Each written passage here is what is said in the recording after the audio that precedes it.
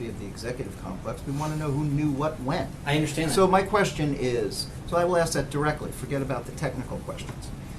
Mr. Nunez was on the campus. You say we don't know who let him in the gate, so right. Apparently it is, and you described, I believe, this is a normal process, right? Tell me if it is normal the way that I am describing it. Mr. Nunez, the head of an investigatory committee, is allowed to roam around the executive complex, we don't know who let him in, to speak to two deputy-level members of the National Security Council. He is then allowed to see information. He then obtains an appointment, from my understanding of the chronology, with the President of the United States to disgorge that information. He then goes public with that information. Then 7 or so days later, you say it would be appropriate for everybody to come down here and look at it. Is that a normal process?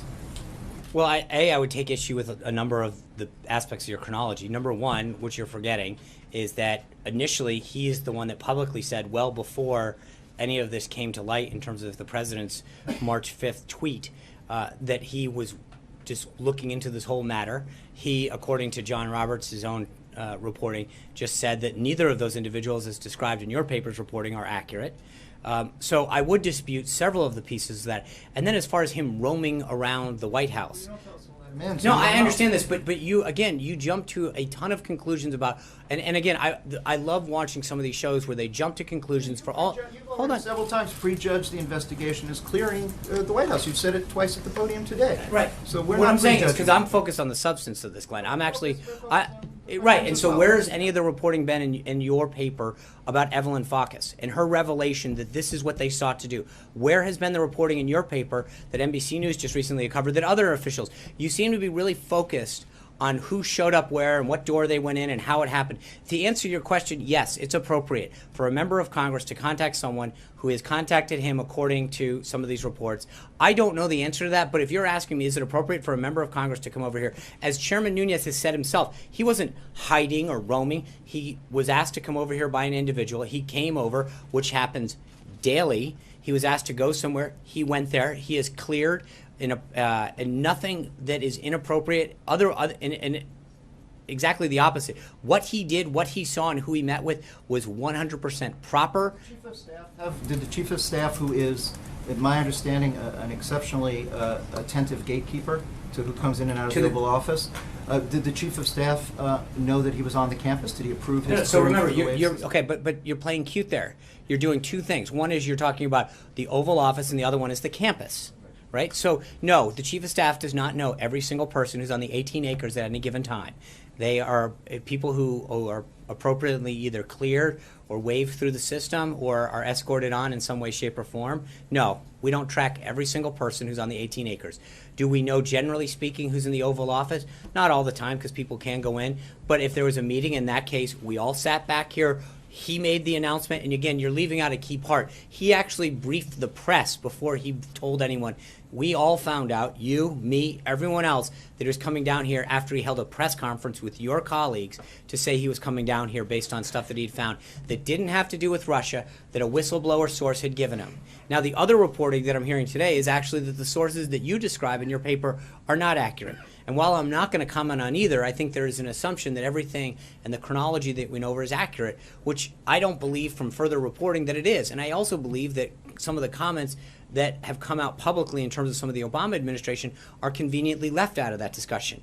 I think that that is interesting, how no one seems to really cover the fact that in a senior Obama administration with high-level clearances talked about the spreading of classified information for political purposes, and no one seems to care. But just to be clear, Mr. Priebus, Mr. Kushner, Mr. Bannon did not have knowledge of his being on the campus having this interaction with national security staff? I don't know. Again, you asked two questions and you melded them together. No one knew that he was coming to speak to the president. He announced that on television during a press conference. My understanding is that Dr. Farkas left the administration in 2015. Okay. Why is what she said in 2017 relevant to something that allegedly happened in 2016? The question I would have for you is exactly, why is it? What is she says in her things, I'm urging my colleagues, I'm urging it to get the Hill, but it's odd that the presumption seems to be, why is it interesting? Have you asked her?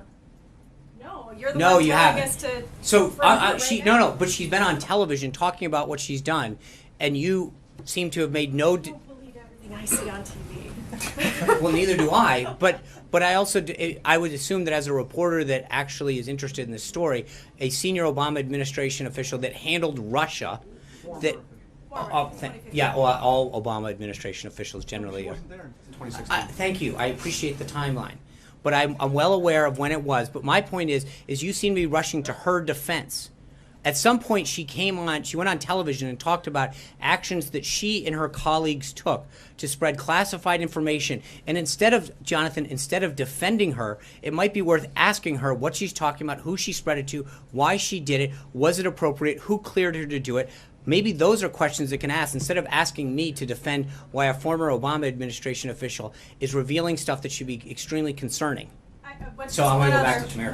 One other question, which is, are you more concerned about that or Russian interference in the presidential election? Well, I think that if I'm, as an American citizen, I'm very concerned about the fact that people potentially were sharing information about other Americans for political purposes and using classified information to do so and leaking it. That should be concerning to everybody. I mean, The Russian interference? no, that's in the not what I election? said. Please stop trying to. It's not. No. It's just like, which is worse? No, and I guess I don't. I mean, the answer is I think if someone's interfering with our election, that's not good. I don't think that someone revealing and leaking classified information is good either. I'm not sure that you should have to choose. I think that you can have outrage and concern for both, and I don't think we should have to pick as an American whether or not which freedom we want to have undermined. I think we should expect both of them. And so the idea that we should have to choose whether or not we want someone to interfere with our election or protect our civil liberties isn't one that we should want or that we should have questioned. Alexis. Jim. General Flynn's attorney said that his client has a story to tell. Is the White House concerned that General Flynn has damaging information about the president, his aides, his associates, about what occurred during the campaign with respect to Russia? Nope. Okay. The other thing I wanted to ask you to follow up on that is, you were just saying a few moments ago that some of this information that would be helpful to the committee, you were talking about Evelyn Farkas and so forth, that seems to be something that pertains to during the transition. But the president's tweets, time and again, talked about tapping my phones in October just prior to the election. Just found out Obama had my wires tapped in Trump Tower just before the victory. I want to get something clear about the time frame. Does the White House have any information? Is it providing any information to these intelligence committees that would draw these members to the conclusion that there was some kind of surveillance going on before the election, as the president originally alleged? So again, I don't want to specifically get in, but I think if we're splitting hairs about what day of the calendar it was, that's a pretty interesting development. I think that we have now come to a place where I think that we can. I understand that, but if the allegation is, well, it was actually on the 1st of December or the 10th of December versus the 31st of October, I think that we're starting to split some serious hairs here. The idea that, and again, it's interesting that now we're arguing over the date, not the substance. And the substance is, why were people using government resources, violating civil liberties potentially, looking into people's backgrounds to surveil them, to understand what they were doing and who they were, to unmask them, provide their names and the stuff into sources, spread classified information, make it available to others, spread it to places that they weren't supposed to, use it. But hold on, but let me just, I'm sorry. I think that it is interesting because, again, I get your question, but if what we're really arguing is, did it happen on a Monday or a Tuesday, or did it happen on the 31st versus the 7th or the 8th, I think we've lost focus here. There is. Hold on, I'll answer. Just let me finish. I understand this. Now but the dates are changing. No, they're not. I didn't say they were changing. Just to be clear, I'm just saying that it is fascinating to me that we are now arguing over the date, not the substance.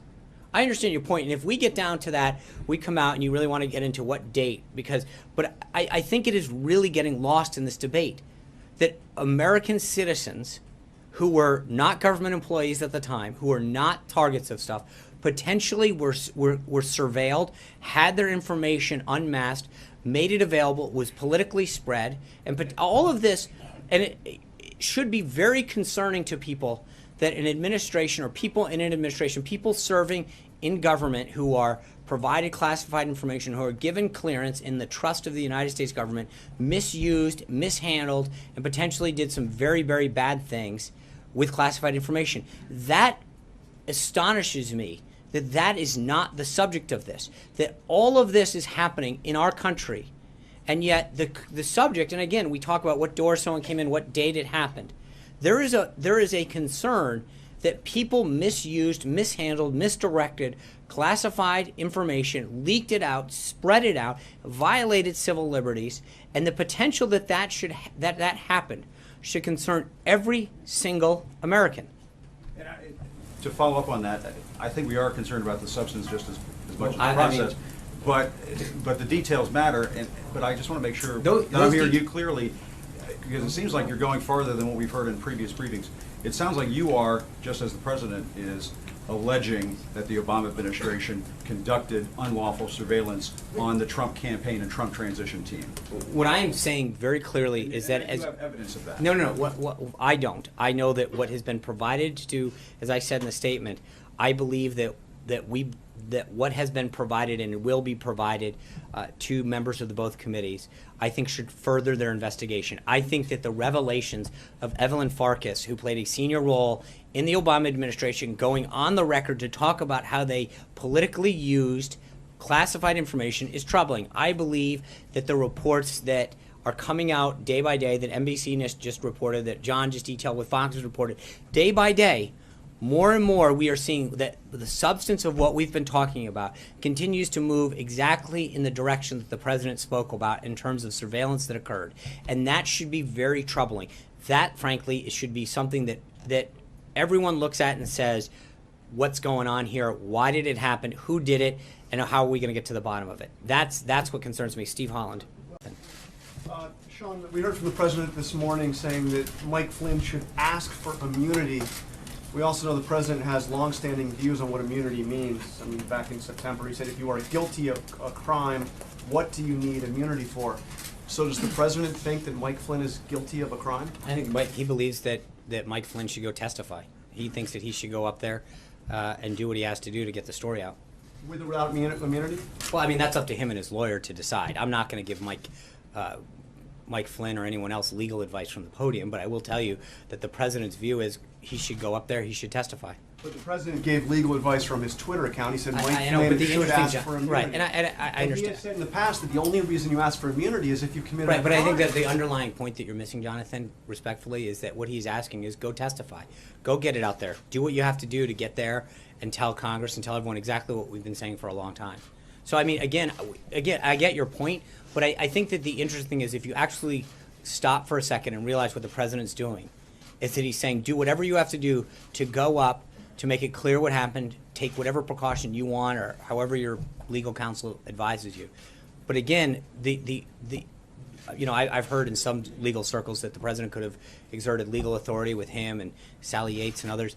It's quite the opposite. And again, I think that compared to the narrative that you hear from a lot of the folks in this room all the time is a little bit opposite. Here you have a president who is telling Mike Flynn and others to go up there, make sure, in fact, we talked about the other day with members of the administration that the president we've made volunteered.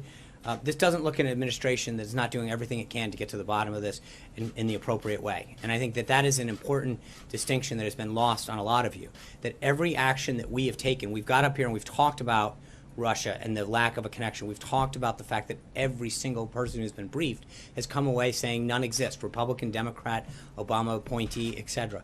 And yet at the end of the day, the narrative still comes at us. And now we're going to the point where we've actually encouraged people to go talk to the House and Senate Intelligence Committee and the appropriate investigators so that they can continue to get to the bottom of this and get it aside from us. I think that's quite the opposite of what you would normally think that somebody who was not trying to get to the bottom would do. Amen. Can I just ask three basic kind of follow-up factual questions?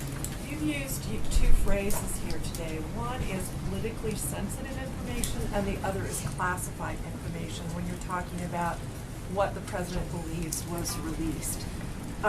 Because you said yesterday that you yourself had not seen the information, and that's my understanding as of today, are those terms interchangeable or are they different in terms of what you know from the podium was released? So there's actually a classification level. There is